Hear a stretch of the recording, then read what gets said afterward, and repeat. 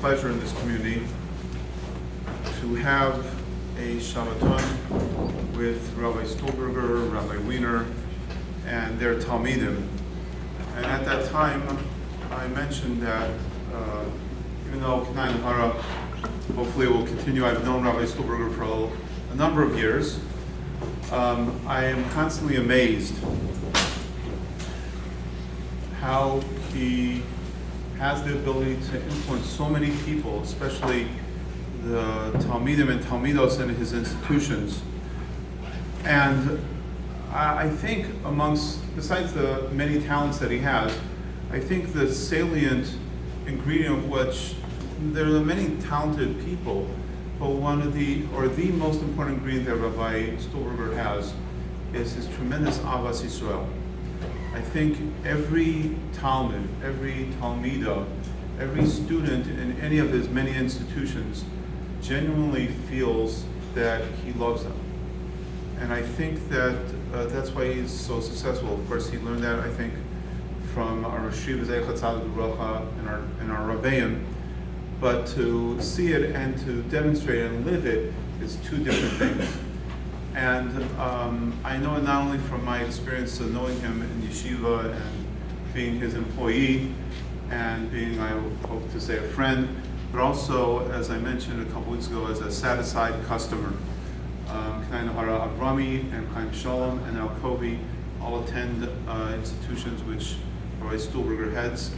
And as I mentioned, if there would be a JD Power survey for high schools and yeshivos, Rabbi Stulberger's institutions would definitely be on the top of satisfaction. And again, I think it's really because of his tremendous Avas Yisrael. And therefore, on a day like today, when, as we heard in the other videos, we focus on, instead of Lashon Hara and the other things, we try to focus on the opposite, and the Avas Yisrael, and the way to build those building blocks which will keep us away from Lashon Hara and Sinas Chinam and all those terrible forces. So we need guidance and direction how to develop those relationships, how to get there, to really have the unconditional Avas Yisrael, which we're expected to have.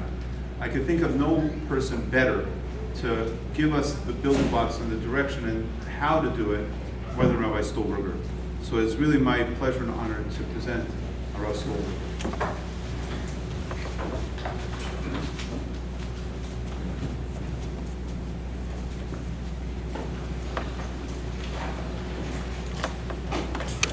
Thank you, Rabbi Summers.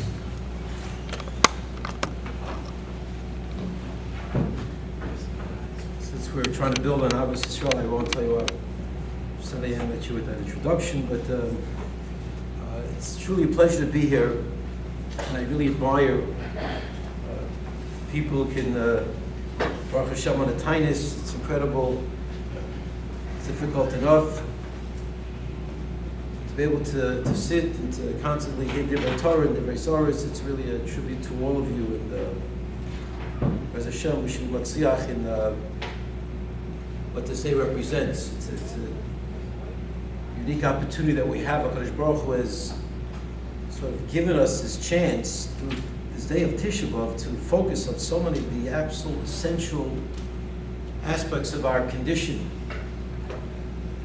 and to realize that focusing on, while it brings us tears and brings us to emotions, brings us to sadness, we need to recognize, and obviously we do, but the fact that we're here, that those tears are tears that are the building blocks for the future.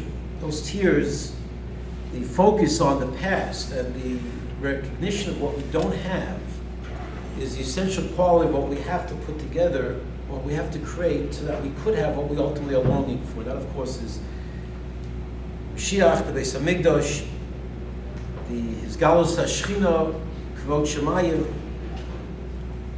what this world's supposed to be all about.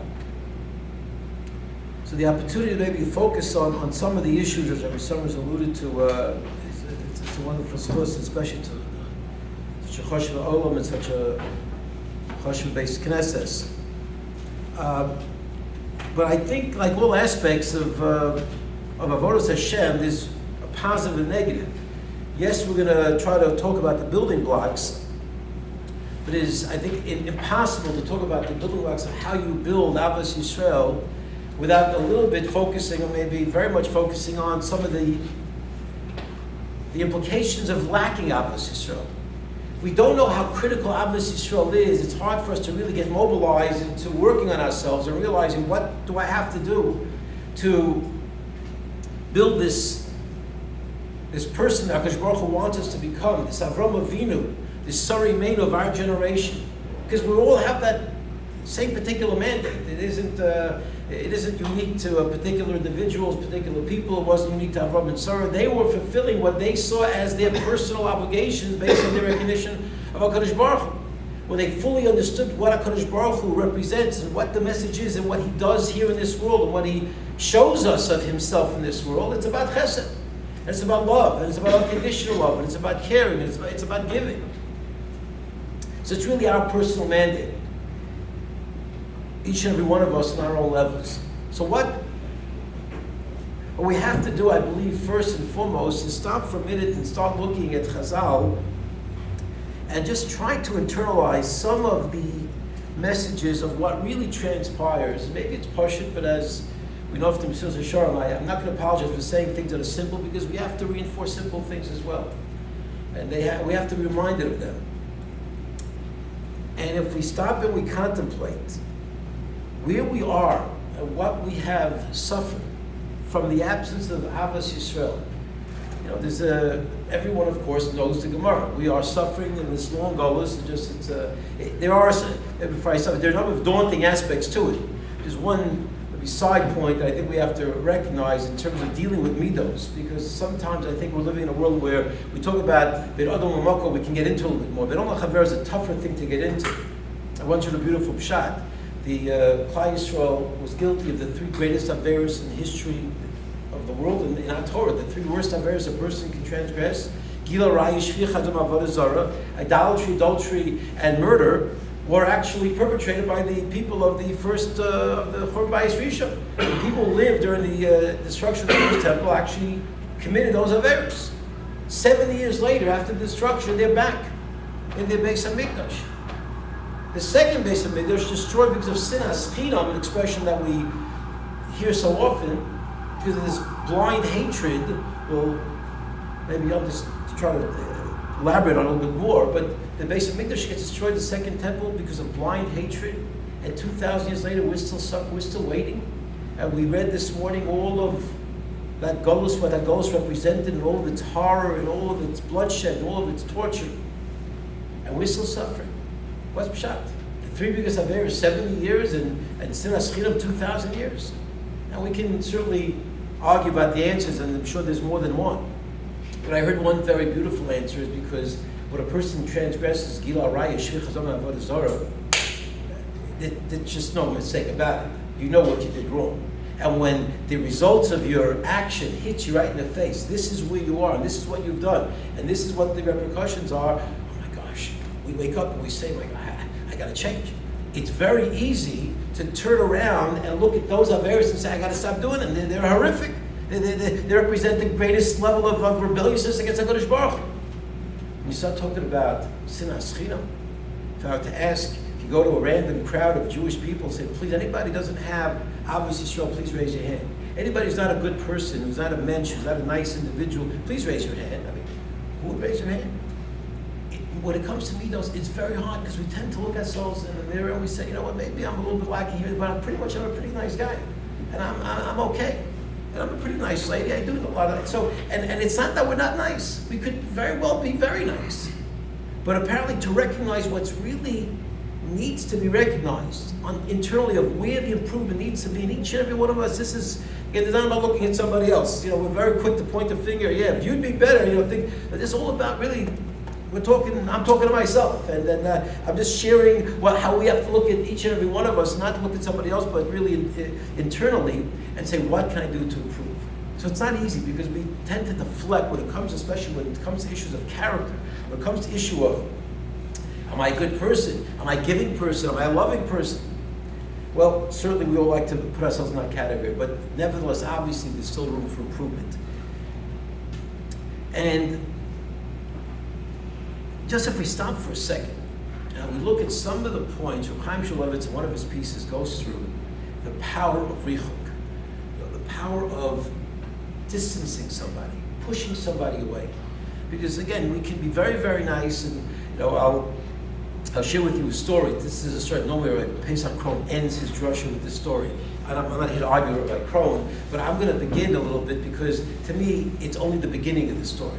But then I'll say very quickly, because I'm sure we've all heard the story, but we know the story about Sheila, who was a developmentally disabled young boy, a sweet bubalo, who was watching a baseball game, and his father asked if he could play the game, and Sheila comes in at the bottom of the ninth inning, he pinch hits in a very dramatic moment, and he couldn't hardly swing the bat, and one of his teammates comes and helps him swing the bat, and together Sheila and this boy, after the first strike, hit the ball, they hit him, dribble it to the pitcher, and everyone starts running. Sheila, run to first, and in his awkward style, Sheila's running to first, and he's quelling, and this is his greatest moment, and the pitcher picks the ball up in a very tense, critical moment of a very tight, let's call it Lag BaOmer game, and he throws the ball over the first baseman's head, and everyone says, Sheila, run to second, and before you know it, Sheila, and the right fielder throws the ball over the second baseman's head, and Sheila's running to third, he's running third, and by the time he finally gets home, and then Sheila, and everyone's screaming, Sheila, run home, he's about to make a home run. And not only are the people, by the time he hits home plate, not only the people who are on Sheila's team carrying him to home celebrating, but even the opposite team was carrying Sheila and touching home plate and celebrating that Sheila hit a home run. And it's a beautiful story. And recently there's actually another story similar in the Gentile world about a girls softball team where somebody couldn't walk and they made a tremendous, it was really a beautiful act of a girl broke her leg literally between first and second, and the pitcher helped her get around the bases to get the home run. It was a very, very wonderful story, similar story. And I mention this now because the truth of the matter is, it's a beautiful story and it shows a lot of love. But there's something about the fact that there are certain people that are easier to love. And there are certain people that in a way, the ava or the chesed that we extend to them comes from a point of view of us saying, or a person saying, Baruch Hashem, I don't have these challenges. Baruch Hashem, I'm not handicapped. Baruch Hashem, I don't have this. Baruch Hashem, and you know what? And sometimes that motivates people to do tremendous chesed to people as a sense of akara and a recognition and thanks HaKadosh Baruch Hu. I found sometimes, and I see this every summer in a way, and I'm not chas v'shalom saying anything negative, these are amazing counselors, but I spend a month every single year next to the Chaverim, which is an amazing program in Camp Magen Av, where they take these boys every single year, 15, 20, 25 of them, and they run a program for them, and they have counselors for them. And it was amazing to me that these counselors, the Mesiras Nefesh, these counselors have for these kids. 2 o'clock in the morning, they could be cleaning sheets. They could be doing amazing things. And you say to yourself, my gosh, is this not the most amazing chesed in the world? This is the most amazing chesed. These people are owned the Meruma Shalom. They stand in the highest echelons of society, right? Well, it's a tremendous chus. I'm not taking anything away from this chus. But it's amazing. And I can see the exact same guy who was willing to change a sheet at 2:30 in the morning, and you just sort of, walk by him and whatever, what are you doing? And when it comes to other areas, I don't see the same consistency. So I'm trying to figure out what's pshat here. And I think what the pshat is, and we can, everyone can add their own little knach to it. But at the end of the day, there are certain types of chasam that we do that somehow, we just it makes us feel good. Or people that we associate, that we like, and we love helping them. It's those people that sometimes either are the most like us, and our attitude is, why can't you be more like me? You just rub me the wrong way. I can't stand you. I don't like you because why? Not because chas v'shalom you're in a wheelchair, not because chas v'shalom you can't see, or because you have some other handicap, or some other challenge in life that Baruch Hashem I'm glad I don't have. But it's because you don't have them, and why don't you do what I want you to do? Why don't you act like I want you to act? Why aren't you more like me? When you're not like me and I'm happy that I'm not like you, then that's easy. But when you're like me, or I'm asking why aren't you more like me, and you could be like me, then it starts getting tougher. That's why very often, we can analyze again, why is it that sometimes family situations pose the greatest level of challenge for people in their middos? Because somehow, I don't know, maybe there's more of a tension point of, that inability for somebody else to adapt I want you to do this, so please do this. We're living in a world, I mentioned before the expression of kids at risk. I don't think it's kids at risk that we should quote. We really should we need to find a little bit more closely. It's kids at Richuk. It's kids at a distance. And we need to realize that sometimes we can be nice to 99 out of 100 people. But that one person that somehow we have not brought in, not made, have that person feel comfortable, not have that person feel wanted, not have that person feel belonging. That's where the devastation can lie.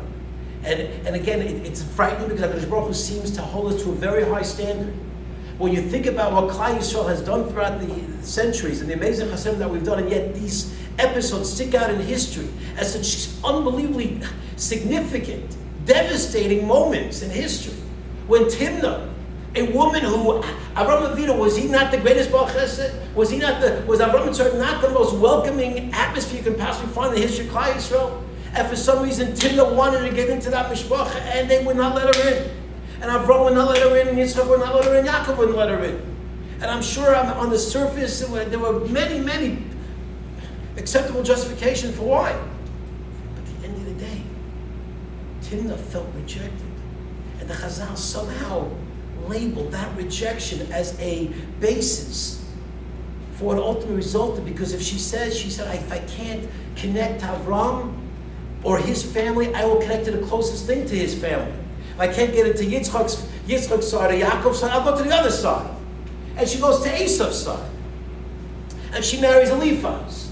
And produces who? Amalek. From Timnah comes Amalek. From the Richuk of a Timnah, who certainly, if they were to explain their reasoning on paper, how could it be? He'll explain. Avrohom Avinu wouldn't have a good answer. Yitzchak wouldn't have a good answer. But somehow, with all the answers, there was a Richuk there that was not justified. And Amalek comes out of that relationship. And from Amalek, do we have to belabor what Amalek has done throughout history to Klal Yisrael? When you talk about how the Gemara focuses on the father of the religion that we read about so much this morning, Christianity, that how much bloodshed has been spilled in the name of Christianity, and the father of that religion, who again the Gemara tells us, Yeshua Prachya, they're at an inn, and Yeshua Prachya makes a comment about how nice the innkeeper was. And Yoshka answers back. Yeshua answers back. I don't think she looks so nice. I mean, her smile really isn't so pretty. And I think I was talking about her physical appearance. I was talking about her midos. What kind of person are you? This is where your mind goes? I'm talking about her midos. I'm talking about her chem. I'm talking about her physicality. And he put him in the chayrim. And he excommunicated him. And this is a Gemara telling us this. And when he comes back to ask him for Mechila, he was in Shema and he couldn't interrupt it at the end of the day because he could not get back into the good grace of Yeshua ben Prachya. We have Christianity. And there are many other stories like this. And these are people who clearly were not high-level people. These are people clearly who had deficiencies. But apparently the idea of Ahavas Yisrael, we have to, in a way, the place where we really need to start is a place where it's not happening.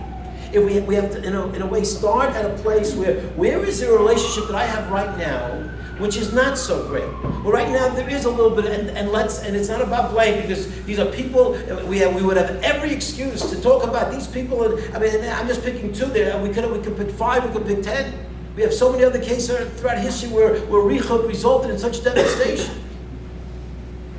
And this is justifiable. Kamsa bar Kamsa. The story of the Churban Bayis. Well, how did Bar Kamsa get to the point where he's ready? Anybody's ready to go to the government, to the Roman officials, to cause the destruction and the eradication of the Jewish people. What kind of Russia? This person, could you get lower than that? And yet, it's called Sinas Chinam. I found that strange. It's interesting. Sinas Chinam, because of Sinas Chinam. And the Marsha says, right like Warren Gittin, that the word there, and Gittin doesn't use the expression Sinas Chinam. A different word says, because of Sinas Chinam, the Churban happened. But the Marsha says right there in the Sinas Chinam.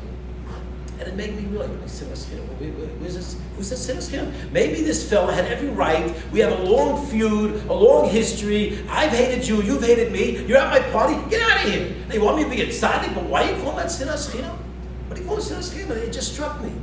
It also struck me that the expression, I know nowadays we'll hear Avas Chinam a lot. People love balancing out. Sinas Chinam, Avas Chinam. I didn't do the research. I don't have the computer skills to do a computer. But I really want to do a computer. Maybe somebody here, I'm sure many people here have that skill, to do a search on Avas, the expression Avas Chinam in Chazal. I don't think you'll find it too often. I really don't think you'll find it. We use it now, but Sinas Chinam you'll find all over. Avas Chinam I don't think you'll find too often.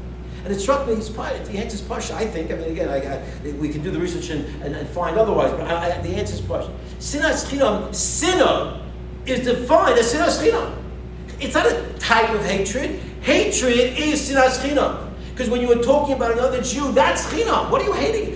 There are rare cases, 1 in 1,000, where the Gemara talks about where you have a right to hate a Jew.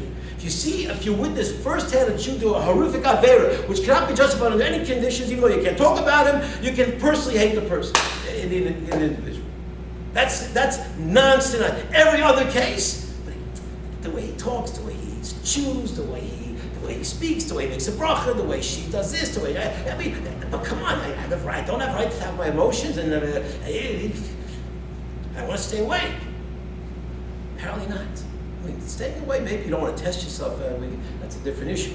But Sinah is Sinas Chinam. The hatred around the Jew is defined as Sinas Chinam. And I think that's why you'll never find Avas Chinam as an expression, at least not on a general level, because Avas Yisrael is not Chinam. Every Ava is justifiable. You're a Jew. If you're a Jew, I can't hate you, and if I do, it's Sinas Chinam, because find a way not to hate. Well, how could you hate? What's shayach? I can't stand you. Get away from me. I'm going to talk about you. I'm going to destroy you. The whole thing is just, it's bizarre. Chazal say it's Chinam. It's ridiculous. It's baseless. Ava, baseless. It's not Ava, baseless. You're a Jew. You're a Talmud kid. I love you. I have to love you, by definition. And if we realized how devastating that absence of love could be, how if we somehow communicate less than that, and yes, richuk, richuk is maybe a harsh word, but you know what? To some people, richuk doesn't have to come with a big bang or a big punch in the nose or something very, very blatant. Sometimes it could just be the sense that, I've heard this from kids very often. In particular, girls have told me over the years, they walk into certain places and they feel they're looked up, and they feel, what are you doing here? Because I'm just not like you, I'm not the same, so what are you doing here? You don't dress like us, you don't look like us. That's richuk. I don't know if it was an intended richuk, but if she feels a richuk. And when you talk about kids at risk, that's what they're feeling. I mean, we read in Parshat Devarim, we just read it. Moshe Rabbeinu gives to Chach at the end of his life. He learns it out from Yaakov, because Yaakov gave rebuke at the end of his life. So did Moshe. He didn't do it earlier. Why didn't he do it earlier? Because Yaakov did. Why did Yaakov do it earlier? And Rashi says an incredible statement. What an incredible statement! Make us all tremble. He says Yaakov waited because if he would have given to Chach to Reuven earlier, had he not waited to the very end of his life on his deathbed, when it was clear, these are my parting words. Reuven, these are my parting words. With this, I will leave this earth, and you'll have these words to ponder. Had he waited, what? He waited 5 years before, 10 years before. What? He's Yaakov Avinu. He's Reuven. He's a Bechor. He can handle it, right? Says Rashi, I'm afraid he's going to run off to Esav and join Esav. Reuven's going to join Esav. From a little to Chacham. And who gives tocha? The Chavetz Chaim tells us when you give rebuke, there are two types of rebuke. There's rebuke while it's happening, you have to stop a Jew from doing an avera. At least even there you have to do it in the right way, but you have to, that's one type of rebuke. This is a different type. This is not rebuke at the time of the avera, this is rebuke more of a global tochacha of who you are and where I think you need to go. But it would be delivered with such love by Yaakov Avinu to his son Reuven. So Pachas Kamayim Al-Tesar. You're a little impetuous, you're a little bit, you quit to the drawer. I understand you had good intentions when you moved my bed, but he would have done it in such a nice way. But it says, I'm waiting. I'm waiting because even a Reuven can hook up with an Esav. These are mind-boggling concepts, but this is the reality. We see it every single day. I have kids. Baruch Hashem. The schus that I've seen in terms of amazing young men and young ladies becoming just unbelievable leaders, and just what they're able to overcome in their own personal challenges. To me, it's been just such a schus to see this over 2 decades. But I got to tell you, the hurt of some of these kids, they're so sensitive. Some kids have nothing to do with Yiddishkeit, not because of anything that happened to them. Some kid told me, I don't want to be frum because of what I saw something happen to somebody else. Because the Rabbi spoke to my classmate this way. And he was marachik my classmate by telling him, you'll never amount to anything. You'll never be, you sit in the back, you can't learn Gemara now, just sit in the back and just vegetate back there. Forget about what it does to the kid. What it does to somebody looking at him can even be unbelievably devastating.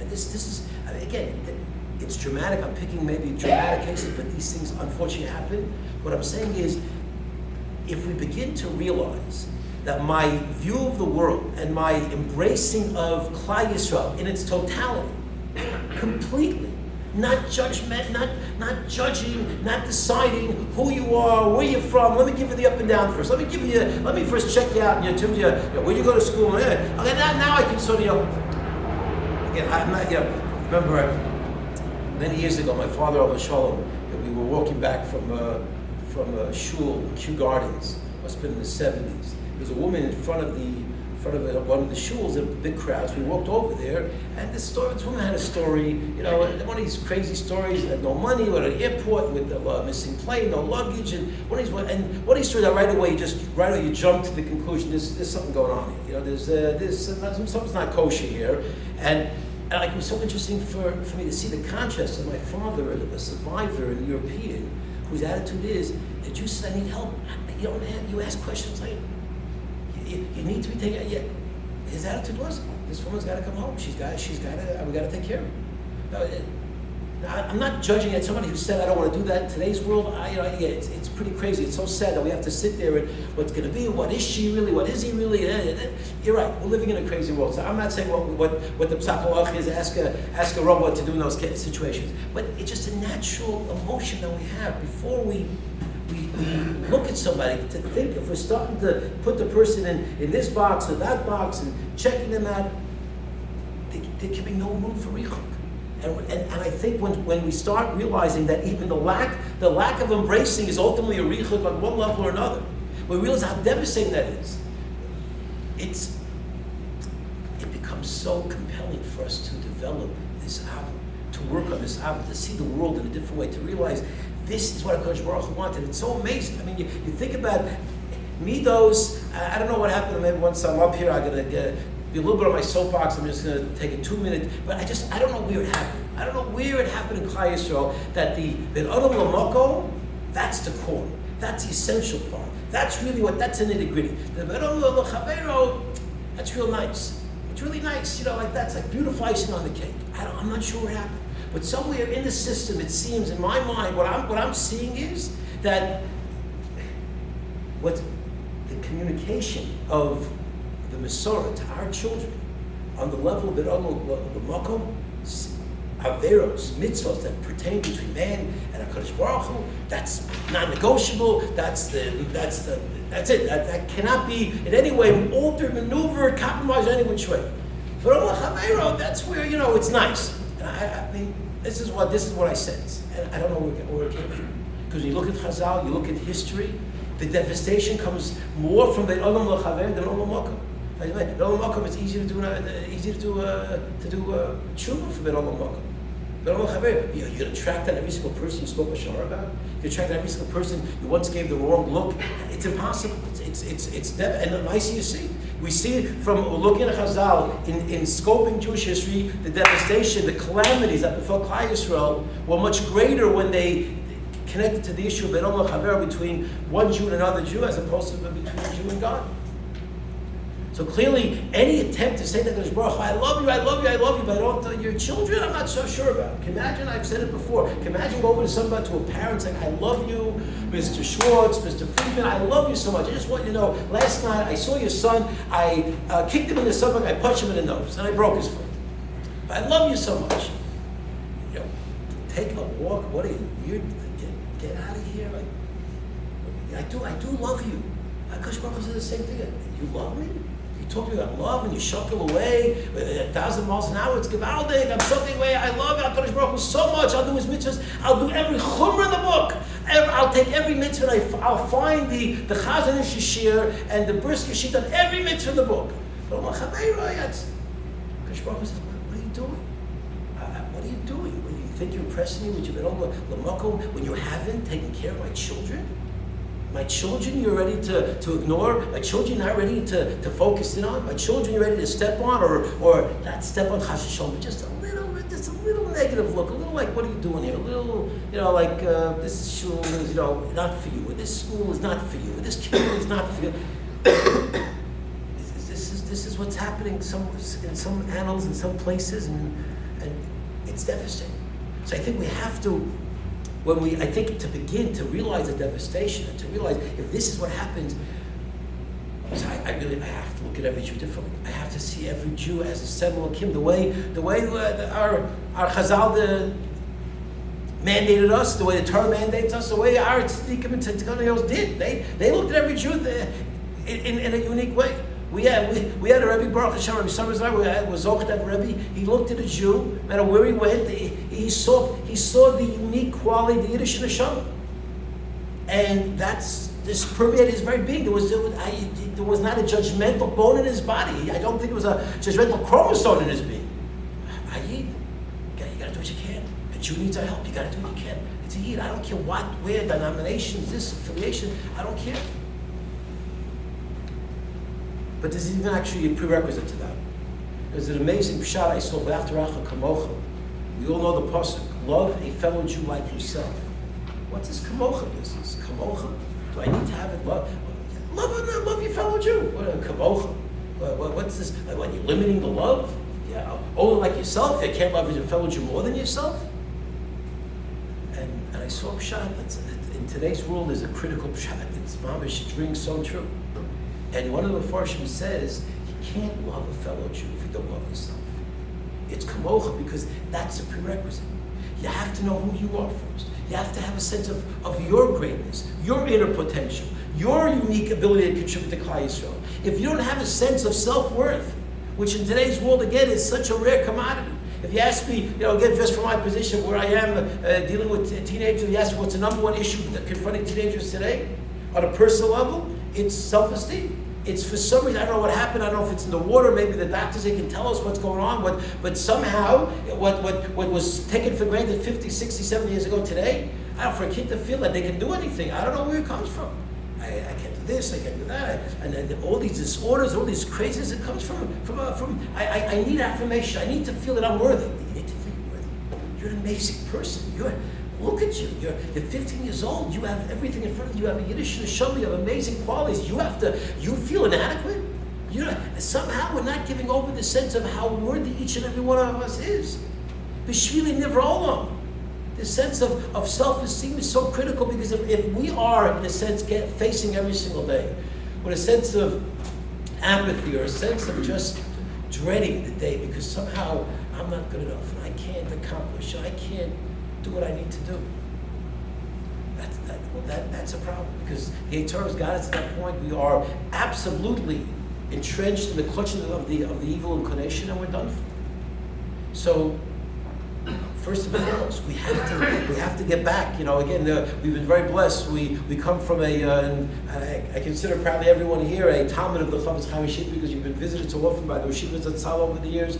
Your manig, your wonderful leader is a Talmud, a star Talmud of the Rosh Yeshiva, and you are given over on a regular basis that sense of importance, of self-worth. That's what Yeshiva in giving us over this Sabbatka view of Musar. The idea of godless Adam, of what each and every Jew represents. And that's why he saw the world the way he did the Yeshiva, because he realized, I don't care if the Jews are in Phoenix, or Jews are in Tucson, or they're in Vancouver, and they're in Dallas, or in the Valley, it doesn't make a difference where they are, in Pico Robertson. A Jew is a Jew, they were given a unique neshama, and when you touch that neshama with Torah, and with love, and with truth, it will resonate. It will shine, and it will flower, and it will rise to very high levels. We have to start our own shop. It's got to start right here. We have to believe in what Chazal told us about B'shvili Nivram. Yes, if we were the only person on earth, this amazing galaxy, in its vast limitless levels of brilliance and I mean, what can you say? Can you try to figure this world out? I mean, what the scientists are right now, how far are they scratched the first level of knowledge? And how much more is there? And we know from Torah, I mean, how if we lived a million lifetimes, we wouldn't scratch the surface, and it all would have been worth it for one person. If everybody else would dissipate, just one of us, any person sitting in this room would be here, the only person on earth. It would be worth it for that person to be here. Yeah, you're worthy of all the galaxies, of all the constellations, all the universe, the whole universe. It's all because of one person. And this has to be driven home. This has to be instilled within us. These are things we have to work on, and certainly Mussar is so important. People think Mussar knocks us down. Mussar should not be knocking us down. Yeah, it can maybe help us realize we were doing something wrong. But the purpose of Mussar is to build us up. It's to realize, I've got an important job to do. I've got things to do. I've got worlds to make. I've got lives to change. I've got to build Kiddush Hashem. I've got to create Kiddush Shemayim in this world. So I've got a lot of work to do. And I start on my work every single day with a good morning, with a smile. I don't care what we do. The Rosh would always tell us, every person's a marbet Torah. There's nobody's not a marbet Torah. We spread Torah no matter what we do. No matter what job we have, the way we conduct ourselves, the way we hold ourselves, the way we talk to people. We're about Mitzvah Torah. We spread Torah everywhere we go. So we surely have to have that sense of the kamocha. After Racha kamocha, the Torah is telling you, you got to love yourself first. You got to have that sense of who you are, and to work on godless, to look at the Moses Farm, to look at Orat Safra, to read a little bit from the Alto Sabbatka, to start imagining what it is that to have a chelik l'kayma. V'yipach Baruch Hu literally blew into us an aspect of himself. When you blow into a balloon, I don't know too many quotes from the Zohar, but one quote I know from the Zohar: "Man de nafach, midilei nafach." When you blow into something, what do you blow into? You're blowing of yourself. You have your own air, and you're blowing the air into the balloon. So what's in the balloon? Part of you. And Baruch Hu blew into us, in essence, part of himself. So we have godliness within us. No matter what we try to do, no matter how many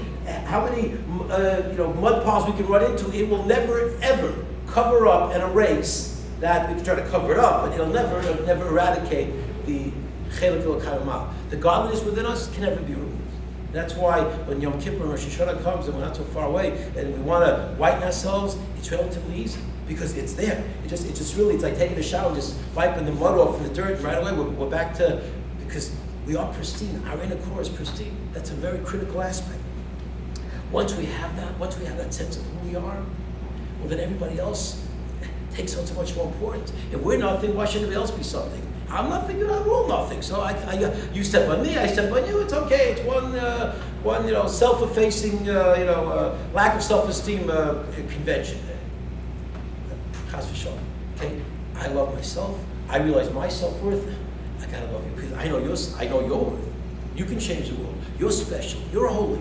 You can make such an amazing contribution. I gotta love you. And when we don't feel that, is a very simple formula.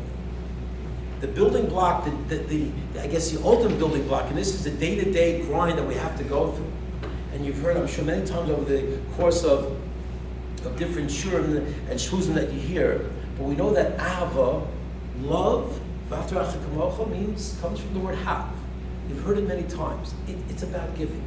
And it's not just about, it's a beautiful thing, I love you, I give you. Yes, that's the essence of life. But we need to know something a little bit deeper than that. That the way to develop that love is through giving. The Gemara gives a very fascinating scenario. Two times in Shas. The Gemara B'Mitzvah talks about and this actually one time. They told us twice, but the Gemara talks about a scenario where you have your friend coming down one side of Pico and somebody you hate coming down the other side of Pico. And your friend is unloading his camel, and the camel's got a nice, or donkey got a nice big load. Let's make it more American, right? So it's a donkey, and it's got a nice big load. So now we're in California, so we have to recognize, of course, the pain to the animal, because we know that, of course, Torah does recognize and is concerned for the pain of an animal. So here you've got my friend who is waiting to unload. He needs help. His poor donkey's got this big load waiting in 110-degree heat, okay, to unload. And on the other side of the street, He's a guy I can't stand. I don't know what it is. From the first time I bumped into him, maybe the first time that he took that piece of potato cold during the kiddush that I wanted. I'm not sure what it was, but I don't know. I just haven't liked this guy from day one. And he's on the other side of the street, and he's loading up his donkey. And the Torah says you got to help the one unloading, you got to help the one loading. Here I got a conflict, and I've got Tzar Ba'al Chayim to add into the equation too. Tzar Ba'al Chayim, because I've got this poor animal also suffering, and he's my friend, and he's my enemy. I can't stand him. What do? The Gemara tells you very clearly what to do. Even though Tzar Ba'al Chaim, and even if Tzar Ba'al Chaim was deraisa, which is itself a big discussion in the Gemara, is the issue of paying to an animal a Torah issue or is it a rabbinic issue? Itself is a big. Even if it's a Torah issue, which means the Torah said you cannot allow an animal to feel pain and to be caused pain, you got to be concerned for an animal. Nevertheless, that's right. Go to the other side of Pico. Help the person you can't stand. Why? So two amazing lessons from this Gemara. The Gemara says, Lachov es hitzroi adif. You've got to lachov. You got to suppress your hate. You got to push it down, and you got to work on yourself. You can't accept the fact that you can't stand this person. That's not a place to be. That's what you call that's I guess sinas chinam, right? That is by definition, based on what we said before, is by definition sinas chinam, because at the end of the day, since he doesn't meet the threshold of those rare Jews that in today's world probably more than 1 million, not even 1 in 10,000. In today's world, the Chazon Ish says anybody who doesn't keep Torah Kamat is a Tiddik Shenishma. So if you see Jews doing terrible affairs, how much do they know? How much have they learned? So who can you really hate anymore? And it had repercussions in the Hilchos Hashahara too. Who can you speak about? The Chafetz Chaim writes about speaking about an apikoros. Are there really any heretics today? Who's a true heretic today? I mean, who really went through the Torah to know I'm rejecting the Torah? Most people, they don't know. The guy sitting in the back of Temple Isaiah knows what he's rejecting. He doesn't know. Nebuch, it's a Nebuch. So you can't view that person as being a Russia. So who's left today? I don't know who's left. But certainly this fellow on Pico is no Russian. I don't like him. He rubs me the wrong way. We've had a few little incidences, but he's no Russian. So it's not acceptable that we can't stand him. And the Torah says it's so unacceptable that forget about the animal's pain. Forget about your best buddy who now might be wondering, why are you helping the guy I know you can't stand, you're not helping me, maybe now you'll have a new enemy. I don't know, that's a different issue. Okay, but you gotta help your friend. You gotta help the guy, hopefully he'll become your friend. Well, what's amazing, not only do you see the importance and the unacceptability within the framework of Allah to hate another Jew or to dislike another Jew, but what you see is maybe something even more profound there. The way to work on yourself, what is that? Right? If you talk to the mental health professionals in today's world, you don't want to create, that dissidence within you. If you're going to start doing things you don't really want to do, you don't like the person, stay away, just ignore the person. No. Torah says, "Lochuv es yitzrei adif." Push it. Push the envelope. Invest in that person. Help that person, because by helping that person, actually, that will change your mentality. The greatest love that exists in the world today, we all know, is the love between a parent and a child. And maybe, I don't get into it, but I would imagine the mother to a child, if you go with this calculation, is actually greater than the father to a child in most cases. Because if the Chovos calculation, if we go by that calculation, which of course is correct, the place where you invest the most, the place where you give the most to, is the place where you love the most. So who gives more than a mother to a child? Who gives more those sleepless nights and all of the anguish of the carrying of the child and the pain of the childbirth and the rearing of the child and the nursing, the sleepless nights and the diapers and everything else, and then the concerns over schooling and then raising the kid and the teenage years and you name it. I mean, my gosh, by the time the kid gets to be 20, the love is it's beyond words, because I've got everything in here. I've got everything in my life is invested in this child. There's nothing I wouldn't think twice about running in front of a bus. A child cannot believe. It's interesting. Most kids cannot believe that a parent would actually run in front of a bus to save their child. To a parent, it's like a reflex action that they wouldn't even think about. Take me, save my child. That was a no-brainer issue. In the Holocaust, how many parents were willing to do that if they were able to do it? But kids can't relate to it because they don't see it that way, because they don't have the same relationship towards a parent that we have, of course, to a child. But then you have to invest. You have to work. You have to give. And that's the key element. When we become givers, especially to places, and again, it's like, we have to look at it, we have to really take a good cheshbon nefesh. Where are our, difficult, we're all good people, and we're all giving people, there's no question. I mean, my gosh, I'm talking mamash to the elite of Klal Yisrael. So really, well, what can I say? I'm talking to myself, but so what can I say to myself? I can say there's got to be areas, and there are. That's a person maybe I try to avoid. That's a person who maybe if there was a favor, let somebody else do it. Let somebody else, do that, give that person some help, or write out that check, or whatever it might be. But if it's not something that really I feel good about, maybe that's exactly where the challenge lies. It's not something I'm longing to do. I'm not excited about doing it. It causes me a little bit of angst because this is not really my favorite person. Well, you know what? That should be a great challenge. Maybe don't make him or her your favorite person, but build it up a little bit. You know what? Dafka. What can I do? I heard you got married, Mazel Tov. I love to help out a shadow brothers. It might be somebody you never would have offered it to. But we always offer the closest, but I would love to make shadow brothers with you. It would be so much fun. Well, I'm not saying don't do it, but if it's so much fun, then maybe, that's great. But maybe when it's not so much fun. Maybe make it when it's a little bit uncomfortable. Where you got to push yourself a little bit. Where it's exactly lochel fes yitzra. That unbelievable concept that the Gemara tells us, the idea of forcing the issue, where it's not so easy. And Chazal is telling us, you give and you love, you'll develop love.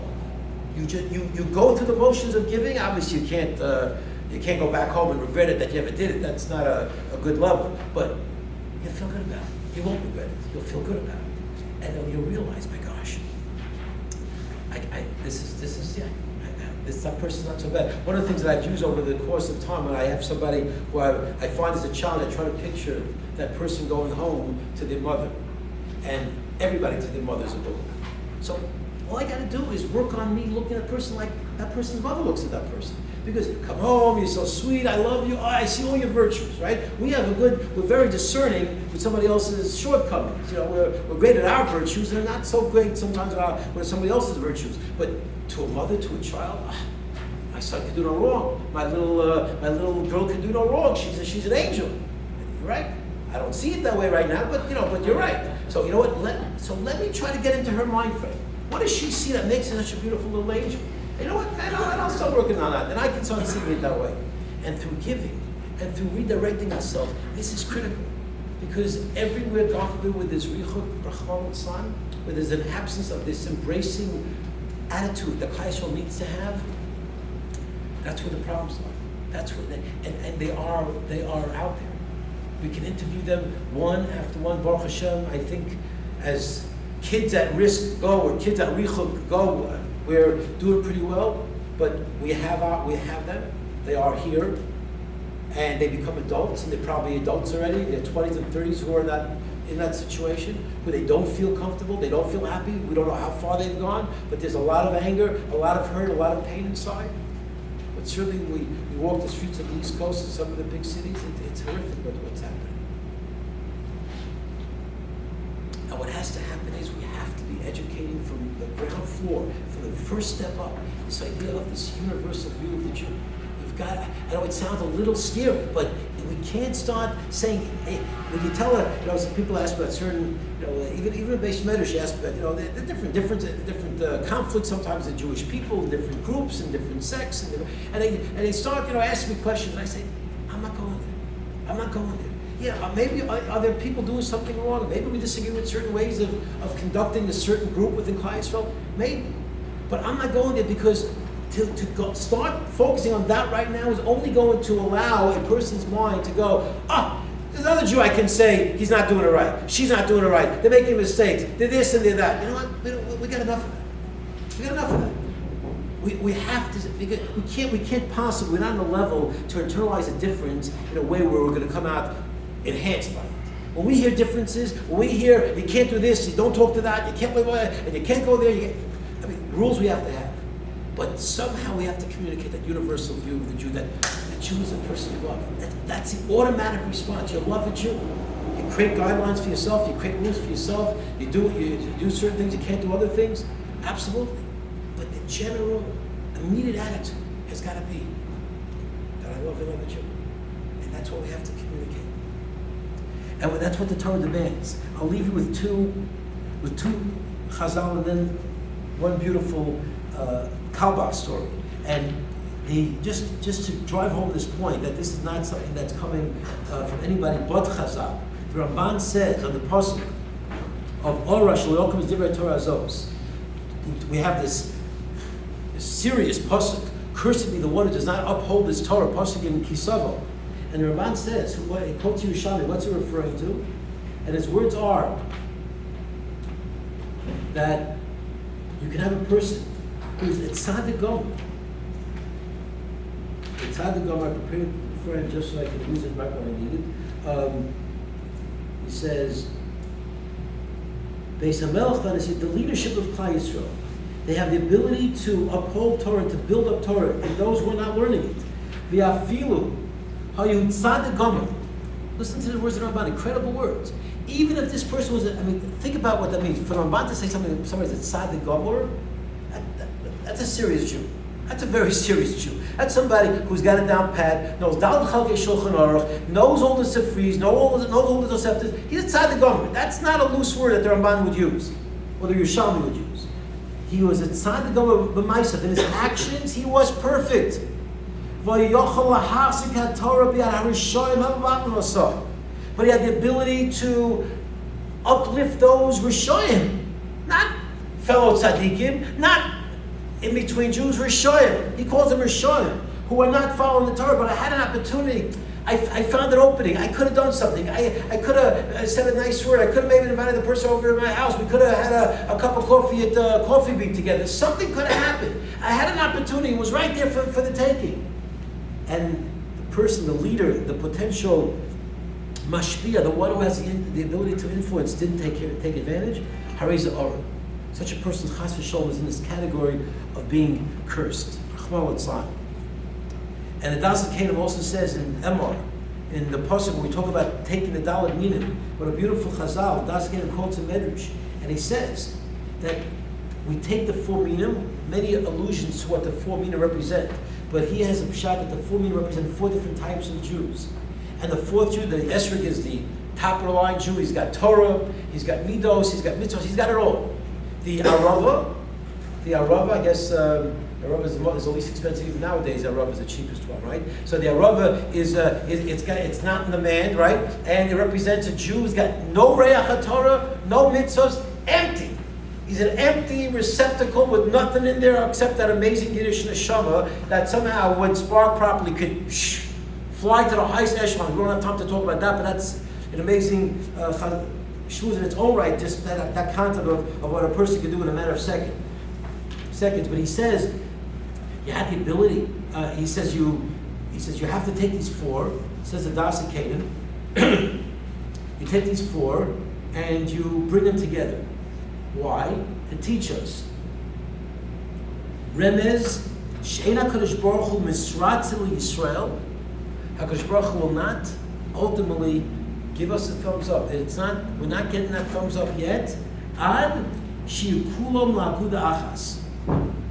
Until, and this is, I don't think it's a plug for Aguda, as opposed to any other organization. I think it's a plug for Aguda Achas, one unit. Till we're not getting the thumbs up from HaKadosh Baruch Hu until we make ourselves into one unit. He calls it pasuk, and he says, and that's why we take the four minim and we shake them in one unit on Sukkot. What a beautiful yontif. Chag Simcha Seinu. The concept is, through that simcha, through the Chag HaAsif, we've got our money, we've got our harvest, everything is good. We're dancing in the Sukkah, we're dancing on Simcha's Torah. We've got to have that one unit. We've got to have that one dimension to us that we just get along. We just like each other. We just love each other. We just seem to help each other. And they were different. Listen, no one is saying embrace to Russia and adopt his lifestyle. No, the Ramban wasn't telling us to adopt the chas v'shalom, but embrace to Russia, because by embracing the Russia, we can change the Russia. And that Russia, especially in today's world, there is such a quick step from that Russia becoming a tzaddik. It's not even funny. How much have we seen that? And how much certainly does a shul like this see? And based on the unique mitzvahs, the unique chasadim of a shul like this, how many amazing stories have we seen of people who have not had the privilege of knowing what Torah is about, yet given a spark, come into an inviting place, say, come on in, sit down, we'll teach you Torah, we'll have you at our meal. We see what happens. And this is an incredible thing, and this has to permeate all of Klal Yisrael. I just end with shorten the story up. It's a beautiful story that just shows us that when we do amazing things and we just are nice to people, we can somehow and very often involve ourselves in some amazing hashgacha pratis. And I recently read this story about Rabbi Kalbach, who was on a plane once, and he mentioned it just recently in somebody's home. But I'll say because I think it's a moving story.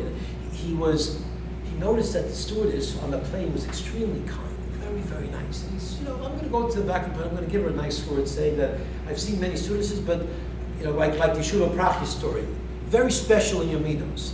And as he's about to go back, he's going to the back of the plane to acknowledge how unique she was as we don't use stewardess now, it's a flight attendant, flight attendant. So he's going to say to the flight attendant how helpful you are, and you're just really such a wonderful person. He was shocked. He noticed that she was davening on the plane. She was davening in the back of the plane. We thought it's only for the people in Al, but no, she was davening in the back of the plane. When was the last time anybody saw a flight attendant davening? I can't remember it. So he waits for her to finish davening. He says, I can't believe it. You're Jewish? Tell me, my tyrant is shovel. Like, what's your story? This is incredible. And she tells her whole story, Rabbi, yes, I converted and I was inspired to Judaism. I love Judaism, but I have a real problem.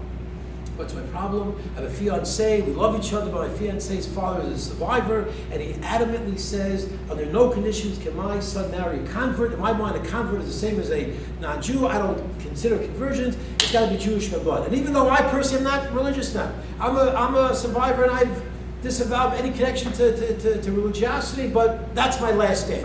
My son's got to marry a Jew. Can you help me? I'll try to help him. Gets off the plane, takes the number, says, I'll call you, I'll try. He calls the father of the chassid, or the hopeful chassid, and says, I'm Rabbi Kalbach, I just want to talk to you. I met your son's wonderful friend on the plane, and she's such a, why are you mixing it? Get out of my life. I want nothing to do with you. The chutzpah you have to call me. You shouldn't be mixing into people's lives. And he hung up on her. Okay. He's got to return the message, the negative message that I tried, I wasn't successful. Calls up the girl, the flight attendant.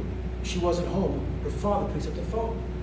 He thinks he's talking to a Gentile. And he says, this is Rabbi Kalbach. Just if you can give your daughter a message, I tried. I tried helping her out because she's in love with this young man, and I tried to talk to the young man's parents, but the father said absolutely not. Why are you mixing in? Her father starts yelling at her. Why are you mixing in? Stay out of our business. Mind your own business. What are you doing? And he starts lambasting. Rabbi Kabbalah starts getting apologized. I'm sorry. I didn't mean to butt into anybody's business, but your daughter asked me, and I'm just trying to help out. God makes shidduchim all day. I'm just trying to give a little hand here and just trying to get it going. And I'm sorry. And somehow he was being nice on the phone as he was being nice on the plane. All of a sudden there was a break in the conversation. The father says, I feel I can talk to you. I've never told this to anybody since World War II. My wife and I are Jewish. But we were so angry at God about what happened that we decided we're going to raise our daughter Christian. We are Jewish. So Rabbi Kabach says, wait a minute. If you're really Jewish and they're really Jewish, you've got no reason not to have a shidduchim. So you know what? I think we can make this thing happen. So why don't you meet us? And he made the arrangements. You're going to come to this place. The parents of the boy are going to be there, and we're going to get this thing done. He said, okay. He actually agreed. Shows up this day, knocks on the door. The father of the chassid's waiting there. He opens the door. The father of the girl walks in. Look at each other. They both almost faint. Chaim, Shmuel, they fall in each other's arms start crying and crying and crying. These are two people. Think about the odds of them getting together. Then think about the odds of two people who are in a little town in Europe together, who are chavrusa in yeshiva together, who are so close that they made a pact with one another. And they said that our children are going to get married to one another. Because that's how close they were.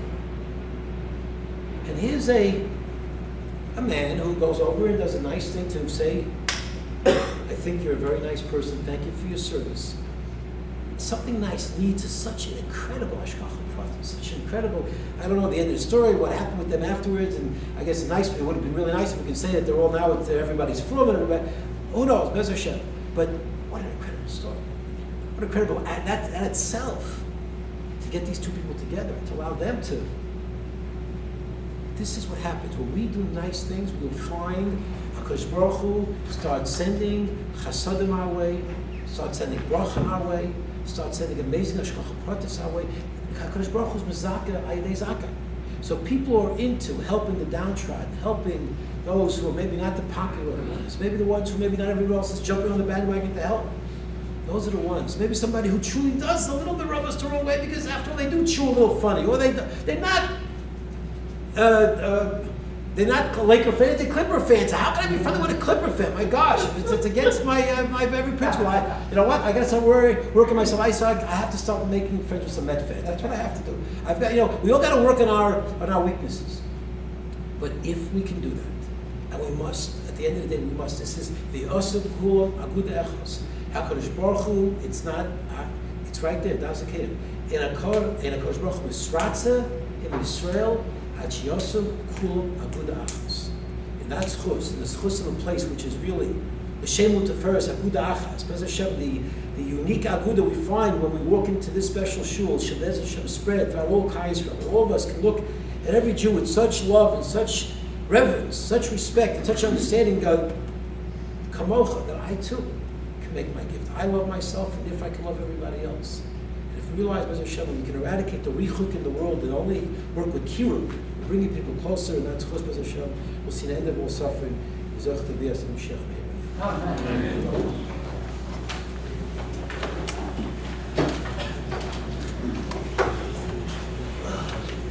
I'm sure you all appreciated the wonderful words and tremendous direct chizuk of Rabbi Stulberger, and hopefully we'll be able to use those building blocks which he has just given us to Mirz Hashem build a beautiful edifice inside of our hearts, to love every Jew in Mirz Hashem, as been mentioned before in the videos. We will have the opportunity to build up Abbas Yisrael in Mirz Hashem that this should truly be the last Tisha B'Av. And Mirz Hashem next year we'll have all these wonderful shira in a happy mode in Mirz Hashem. The next video is in 15 minutes.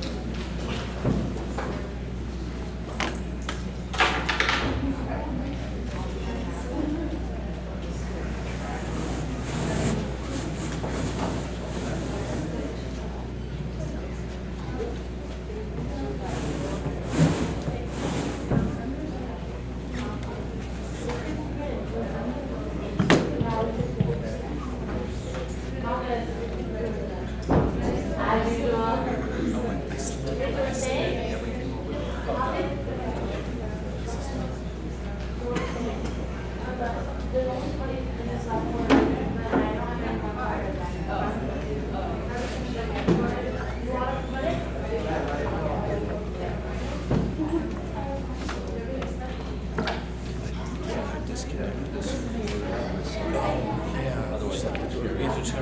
this key. It'll actually turn it off automatically. You just pull this plug, and I'll put the other one in.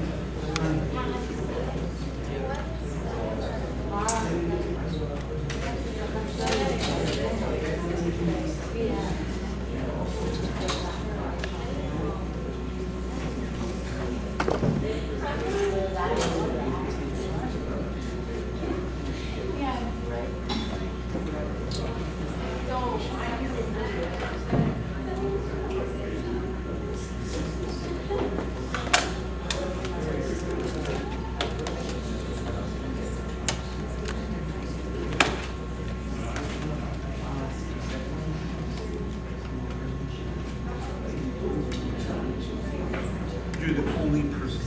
Oops. No, he needs to use real people.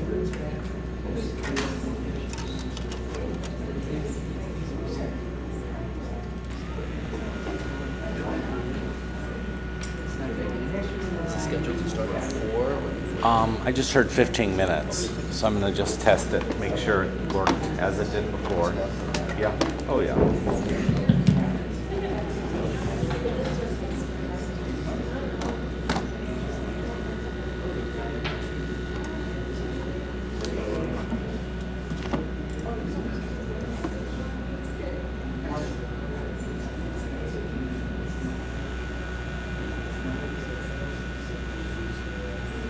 Na na na na na na na.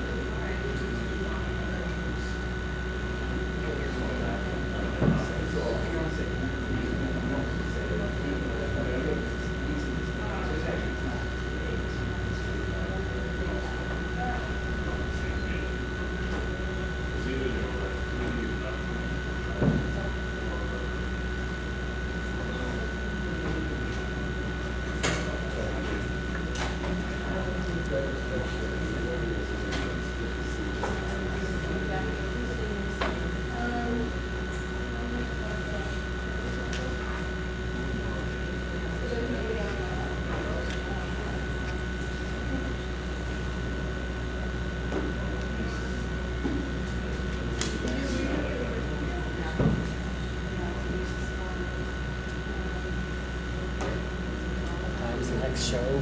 I think I had heard 15 minutes, so Only 15 probably about minutes? 5. About 5? About 5 more. Oh, No, 5. I had when he announced it, he said 15 minutes. 15 minutes. Or 5 more what? Probably 5 more minutes from the. Because it's been about 10. Oh. Yeah.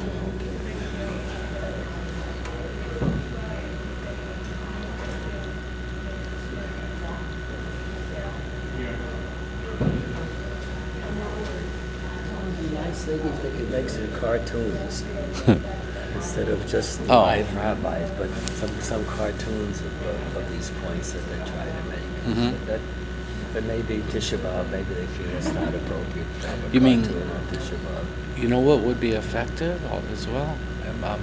Remember, stick figures. You mean, I'm not thinking cartoon characters, but an animated stick figure kind of thing. You know, or a line drawing. Or if you think of that Pico example, you know, a fellow standing there and he's got his friend over here and his enemy over there. I mean, you could, just a line drawing.